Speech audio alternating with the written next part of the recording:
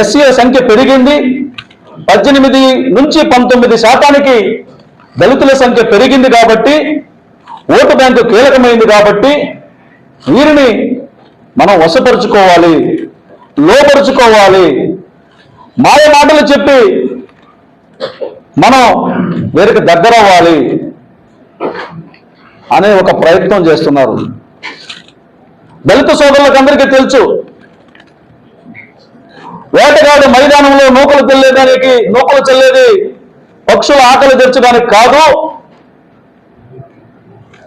నూకల కోసం వచ్చిన పక్షులను పట్టుకొని కాల్చుకు తినడానికి. సరిగ్గా ఇదే పందాలో వైఎస్ జగన్మోహన్ రెడ్డి ఆ పార్టీ ప్రయాణం చేస్తోంది. దళితులను ఓటు బ్యాంకుకు పరిమితం చేసుకొని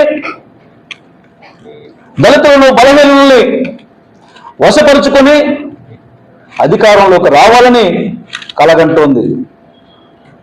ఇది అసాధ్యం, ఇక మీదట అసాధ్యం. ఎందుకంటే దళిత సమాజం ఓటు బ్యాంకులో పెరగడమే కాదు, చైతన్యంలో కూడా పెరిగింది. నంబర్ పెరగడమే కాదు, వారి ఆలోచనలు కూడా పెరిగాయి.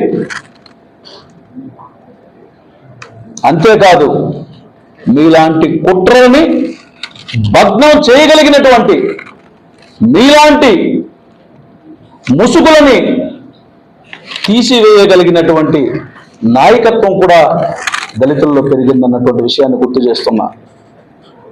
ఎంతకాలం మోసం చేస్తారు, ఎంతకాలం మభ్య పెడతారు?